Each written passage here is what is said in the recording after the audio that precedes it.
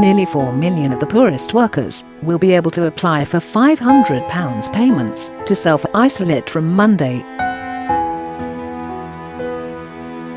Under a new carrot and stick approach by the government, the payment will be launched at the same time as new £10,000 fines for people who flout 2-week self-isolation rules.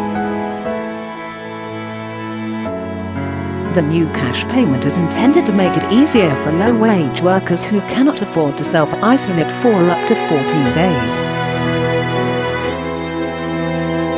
However, it is still less than the £700 a 25-year-old would earn in 2 weeks on a minimum wage. The measures come as infection rates spiraled across the UK, with 6,042 daily cases of coronavirus on Saturday, taking the overall number to 429,277. So how does it work? Who can claim the £500 payment? The government says just under 4 million people in England will be eligible, people who are both on benefits and in work. You can claim the payment if you are receiving universal credit, working tax credit, income-based employment and support allowance, income-based job seekers allowance, income support, housing benefit and/or pension credit. You must be employed or self-employed and unable to work from home, losing income as a result. You must also have been told to self-isolate by NHS Test and Trace, either if you have tested positive for coronavirus or you are a close contact of a positive case. What about if I have symptoms? If you haven't tested positive for COVID-19, you will not qualify, even if you have symptoms. The government has made clear you will only be eligible for the £500 payment if you have been told to isolate by NHS Test and Trace. When will the payments start? The payments will be available to anyone who starts to self-isolate from September 28 onwards. But the actual system is not expected to be up and running until a couple of weeks later. The £500 payment system is being run by cash-strapped local councils, and the government says it expects it to be up and running by October 12. Anyone who starts to self-isolate from September 28 should receive a backdated payment after the scheme takes effect in their area. How do I apply? You will need to phone or apply online to your local council and submit supporting evidence. Councils will deliver the payments and administer the system, according to the government. That is despite many town halls struggling to cope during the pandemic after years of cuts. The government says councils will have their costs reimbursed by central government. What evidence will I need to show?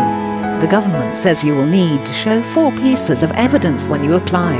A notification from Test and Trace asking you to self-isolate, including a unique ID number, a bank statement, proof of employment confirmation from your employer that you are unable to work from home, or if you are self-employed, evidence of self-assessment returns, for example. Will it cancel my benefits or sick pay? No, at least it shouldn't do. Normally, if you receive some income in a set month, that will reduce your universal credit payment. But the government insists people will receive the £500 payment on top of any statutory sick pay or benefits they receive.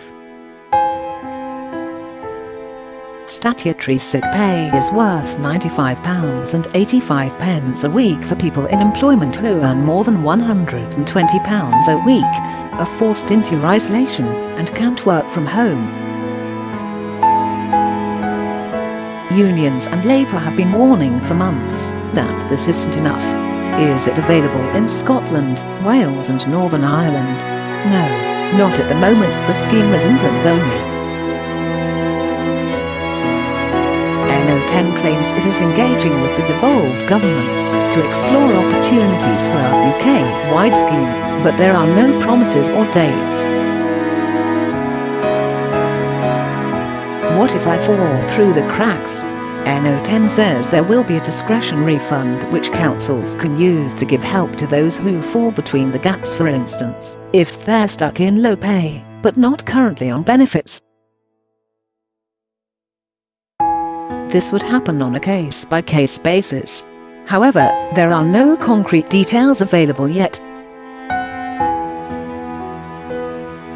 Meanwhile, what about the £10,000 fines? Fines will initially start at £1,000 for people who breach self-isolation, for instance to go to the shops. They will rise to £10,000 for repeat offenders and for the most egregious breaches. This includes those who stop other people from self-isolating, such an employer who requires a staff member to come into work in violation of an order. NO10 is emphasizing the penalties will be used for high-profile or egregious cases